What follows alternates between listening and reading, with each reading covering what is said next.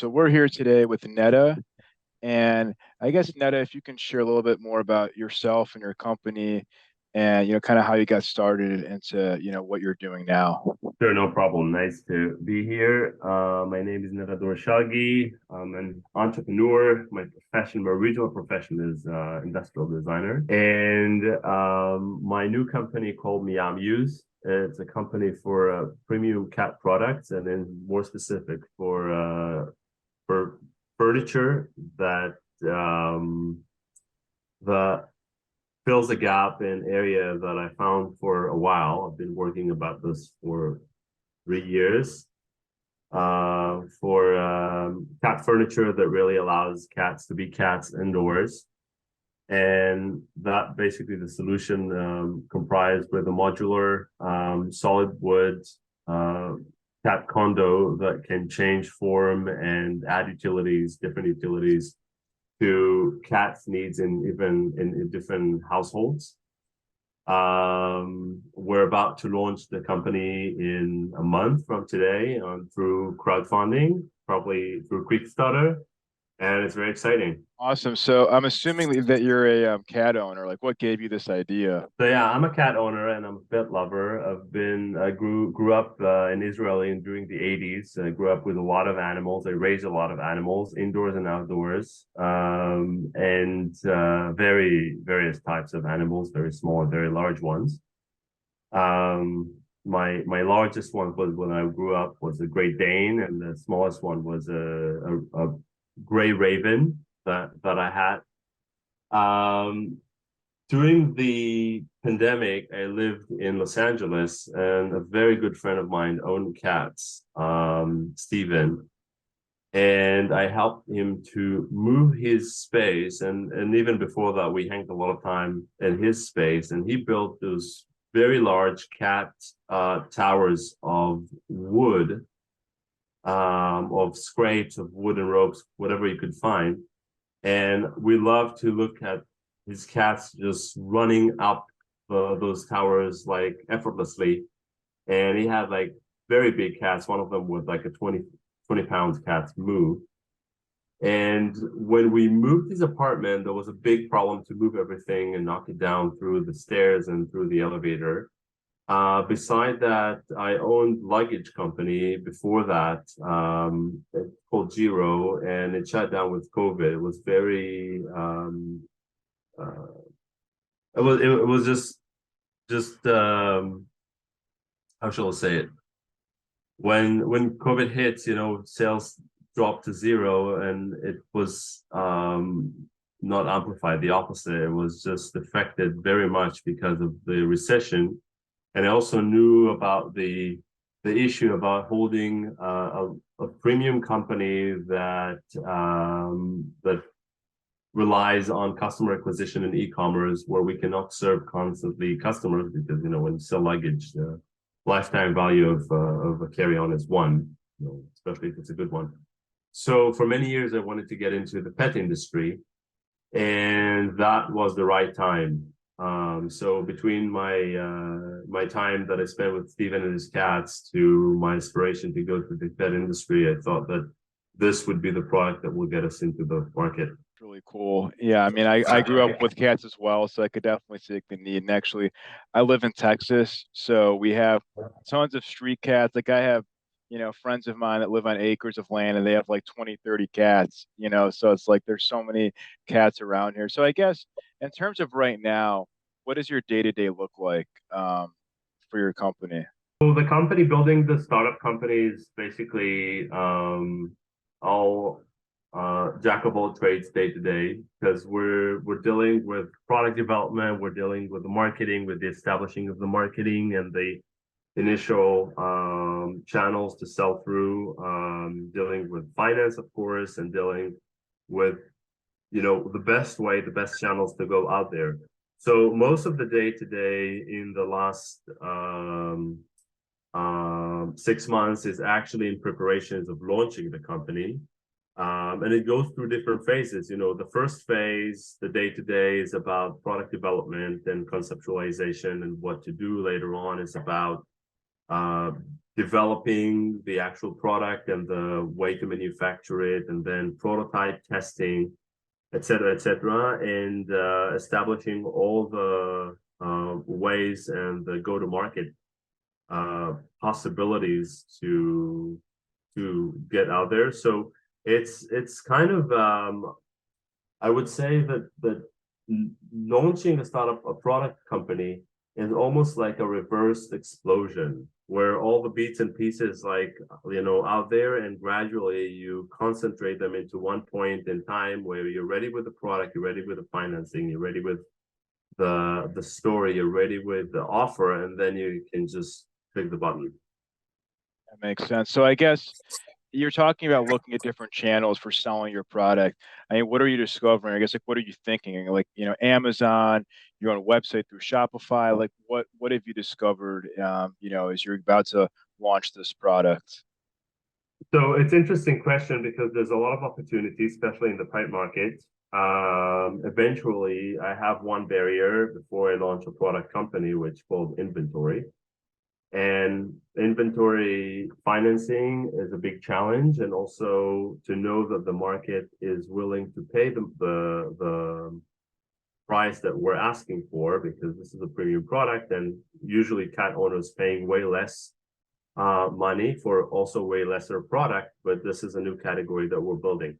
So that's why I chose to go to crowdfunding. First of all, that I can encounter the market with the first glance of the product, and with some discount to approach the potential market with the correct pricing, to see what is the receptiveness of the market to the pricing, as well as building inventory and get pre-orders. Because if we're just creating gigantic inventory where the marketplace is not willing to pay, we just lost a lot of money, or just invested a lot of money in a place that is not completely checked. And so after crowdfunding, basically the challenge will be to create inventory and start the manufacture, and crowdfunding will help me in the past to kick off the manufacturing. And because the company is a modular company, it means that our products are modular. We have different kits, and those kits are like a Lego-like. We just add more parts. We will have mostly e-commerce, because I really believe and want the relationship with the customers. I want to get the feedback. I want to serve the customers directly. So it's B2C. But also because there's a lot of other places to get, like Amazon and specialty stores. And this is also a high-end furniture, so it can be in other places that I haven't completely opened the channels with, but it can be sold. So at least some of the kits can be sold through those channels, where it serves both for exposure and customer acquisition. And then when people would like to have different components that we will not sell through channels, they will have to go through miamuse.com, through our own stores. So gradually we can help ourselves through other vendors to create new channels, as well as maintaining the relationship they like with the customers, this is what I really want. The best way to go about it. I guess my question would be, if someone is looking to start a product company, and if they want to do crowdfunding, like, how would they even go about doing that? Like, what does that process look like for you? Okay, so I've been doing crowdfunding since the dawn of crowdfunding. It was a new instrument, a new tool that started, I guess, 12 years ago, something like that. And I was fascinated about this. My own journey in crowdfunding started 10 years ago with the first product that I've done in 2013. So it's exactly a decade. It was a wooden horse toy on Kickstarter. And it was a preliminary product that I did because I researched and investigated crowdfunding for myself, and I was at Israel at the time, and I went with my father to listen to a panel about crowdfunding in Tel Aviv University. I think it was in the business division there. And one of the people in the panel actually said something that makes a lot of sense, but it just, I picked that line up. He said that most of the people are more successful with the second campaign and not with the first campaign. And I had my luggage company, my luggage concept at the time in my head.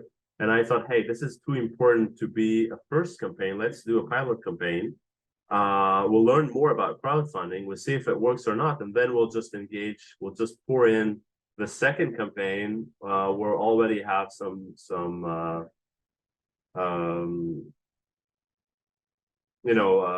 experience and notion about what is it even to do a crowdfunding campaign. So that's my little detour about this, and it took 2 years to fulfill. I mean, luckily, I worked very hard to launch the first campaign. A lot of mistakes, a lot of learning curves, huge one actually, and I found a factory. I went to a lot of QCs issues and stuff like that. Eventually, when to answer your question about what should one do or think or know when they're approaching crowdfunding campaign, is that there are two sections. First of all, they need to have something tangible. I mean, whatever that is, if it's an album, if it's a product or idea that they can communicate, and just going through the process the same way you're going through the process with investors, just solidifying an investor deck. You have to come up with, designate the product. What is the offer? How does it look? What's the name? And like really what you're bringing to the world out there. And then the second thing is how in the tools of crowdfunding, you are actually going to draw enough eyeballs in terms of campaigning and interest creation and storytelling, that when you put the product out there, the product talks by itself when people are seeing it, but also have you're creating channels for enough people to engage with the product while the campaign is alive. And this is a very big challenge because it's an and rule. It's not an or rule. I mean, it's this plus this plus this at the same time. So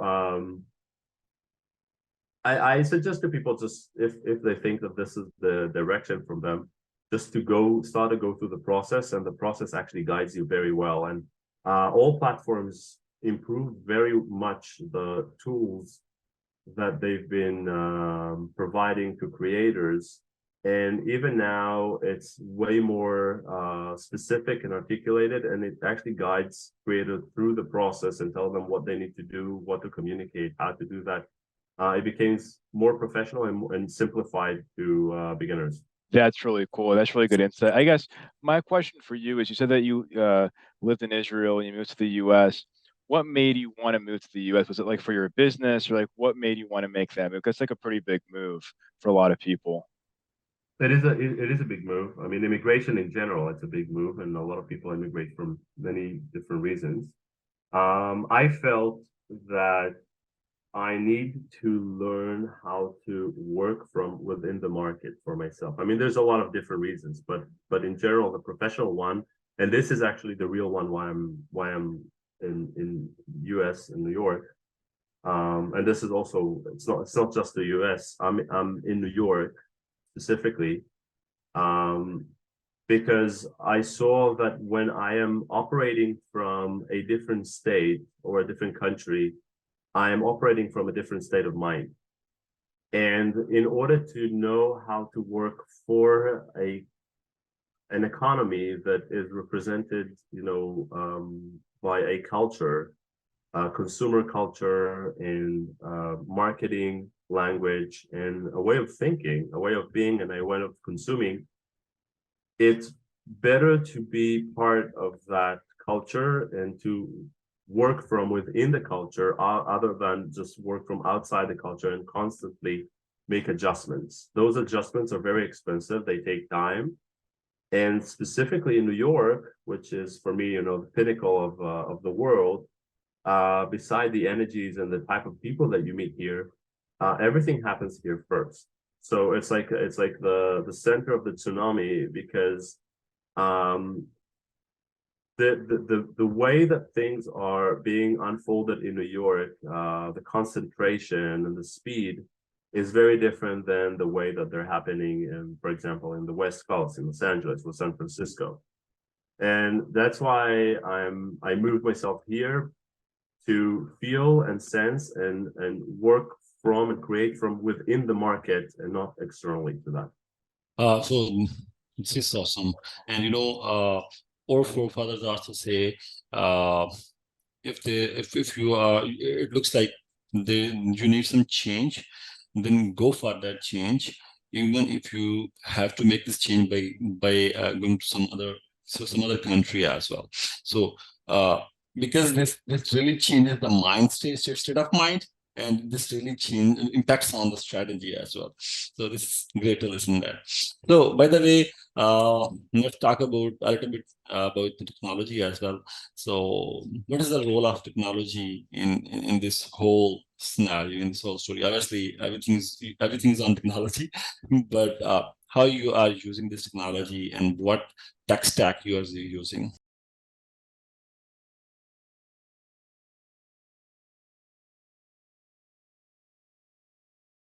So it's funny that you're asking, because my intuition in especially when things needs to be resilient and durable, and also in the way that I'm selling them as premium.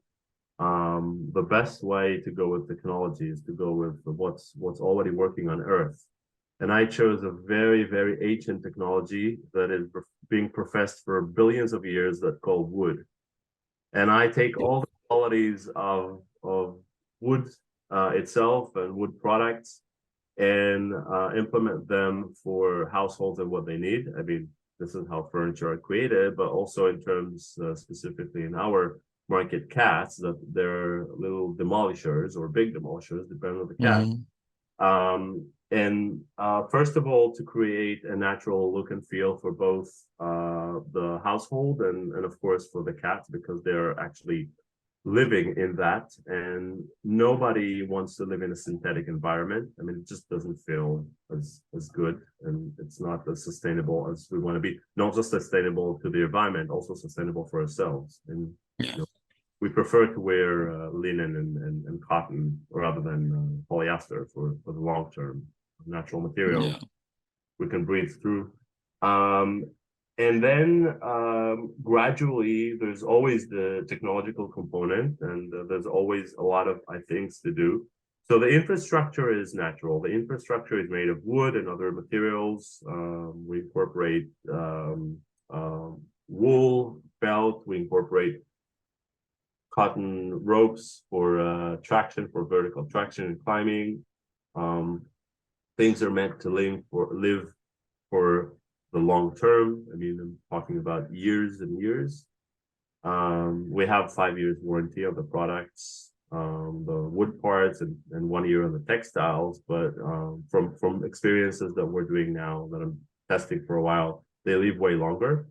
And to add technological components, and of course to incorporate them with mobile app and some other gadget that we can do, but only if it really uplifts the product and create new user interface, not just for the sake of putting $1 million in developing a mobile app just to say we have a mobile app. Because eventually, if it's not part of the product, if it's not usable, nobody is going to get into that and do it. So it has to bring a big added value. And I have some, it's a registered IP already. I cannot elaborate about all of that, but we have a lot of future developments that incorporate different technologies in the trees, in the product, and outside of them, as well as engagement with mobile applications that we will gradually imply in. And because of the modularity of the product, we don't have to put it in the MVP. We are starting with the basics, and then gradually, when we will be good enough in what we start to do, we will implement them well. And I'm saying gradually, it's like next year, but because this is how our mind thinks. But technology will be there, and the right technology will be implemented. Great. So now, if you will let me know, like I can see your website, and your products are, by the way, awesome. Like it gives a sense like where you are giving some luxury to your pets. Thank you. My cat Adam really happy about those. He's testing them. I have a few prototypes in my house, and he's the tester. We spread some prototypes through other cat owners. So far, so good. They looks good. Obviously, they will be good. So On the other hand, you can see like your website is developed in Shopify. Your your store is basically Shopify, and website is just an alternate website of the Shopify, right? Yeah. Before the starting, because the length of development and creating new website, between the interface and the all the communications and the backend that you need to create, physical products, working with other fulfillment warehouses, with orders, with manufacturing. There's a lot of things to consider when you choose an e-commerce platform. E-commerce platforms varies between different utilities and services that they provide. There's a lot of claim for fame out there. I've done long research also based on my past experience. And eventually there's a lot of platforms that are meant to serve, I would say, mom and pop shops. And they're very big ones that meant to serve, big corporations and very complex stores, and then you go to the phase that you're actually developing yourself when you're going through endless amount of SKUs, that you sell a lot of different products and services, and you have combination of them, and you get to thousands and millions of combinations. And the management of this becomes, something that you just need a whole team just to manage the website. Because we're a startup company, I built it all by myself, and through going, it's not the first time that I do that, but going through the process also really, same as I said about crowdfunding before, makes you go through each and every phase, makes decision. And the Shopify so far, I don't get anything from them, fortunately. But Shopify proven themselves, first of all, from user interface, the best and the most convenient platform to operate on. Very easy to make changes. And when you talk about e-commerce website, you are in the website every day, several times, making changes because of clarifications, because of different messaging that needs to change, because of the back end requirements. So the website is a living, breathing tool that you constantly get back to and work on a daily basis. So when choosing a website platform, there's so many factors that at the end affect about what is the right website, and there's no way that somebody can go and redesign their website every 2 to 3 months. So it's a big decision to make in the upfront. And Shopify at the end brings from the templates that they offer, aligned with my premium look and feel requirements, to the ease of use, the engagement with the backends and other platforms, the applications that they're offering, developers' needs. Shopify actually offered it all. Plus, it's a big enough platform that they're constantly offering different developments and improvements to their own based on their own knowledge. So even that you don't know everything that you need when you approach them, just by the way that they're laying out and offering, you see that there's in their end, there's a lot of thought and experience that is poured into the design itself, to the coding. So I'm not here to advocate Shopify, but for people who are coming to build an e-commerce, there's a lot of factors that affect the decision about what kind of platform you want to work with, what kind of vendor. And for me, Shopify worked the best. No, this is good. This is good to hear. And by the way, what checkout strategy you're using? Like what payment gateways you are using? I believe what I can see, like it looks like you are using Shopify's payment gateway, and it is accepting debit card, credit card, right? Sorry, say that again. Payment gateway. I'm talking about payment gateway. I believe in your website I can see like you are using Shopify's own payment gateway, and this is accepting credit cards, debit cards, sort of all these things. Yeah, Yeah, when you're establishing, an e-commerce store, at the end, somebody, a credit card charging service needs to be placed. There are endless amount of services, and you can choose. Eventually, the price, for charging is about the same until you get to big quantities, to large volume. So for this phase, it was the easiest just to go with Shopify, and later on, of course, all decisions will be reconfigured. Yeah. So when we talk about scaling, scalability of a system, obviously there will be a time where you will be going to massively grow. So at this time, I believe you will be going to choose a custom option for the website, because with this when you're using a Shopify's auto-generated website, in these cases there are a lot of limitations as well. So those limitations will be removed once you will move on a custom solution. You may keep the Shopify store at the backend. Behind the scene, Shopify store will stay there, but on the front, to give the more better UI, more better user experience, more rich functionalities, you might have to switch towards the custom solutions as well. So where you will have a lot of independence. And Yeah.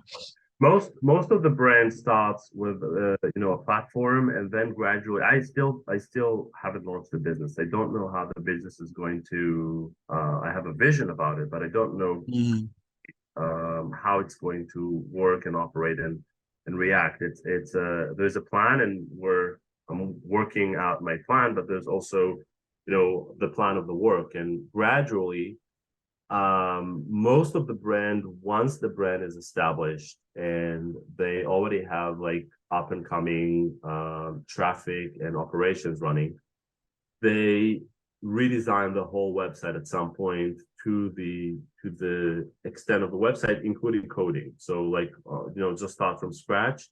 That's something that is completely adopted and tailor made to the brand and to the business as the business goes. For example, I really want to do in the future full customization, because the product is Lego, and I want to be able to allow people to fully customize the unit, and not just to sell kits and add parts later on.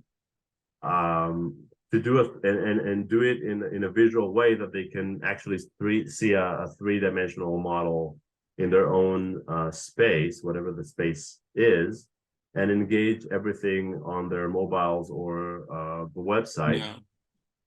And this is something that requires a lot of coding, and this is something that Shopify can offer. I mean, there's not a lot of website that can offer this today. Yeah. And this is something that once the business is more established, we will rethink about all the new features and everything, all the future plans. But this is far in the future. To start with, just to get familiarized with the market and the business, a prefabricated platform is usually the right way.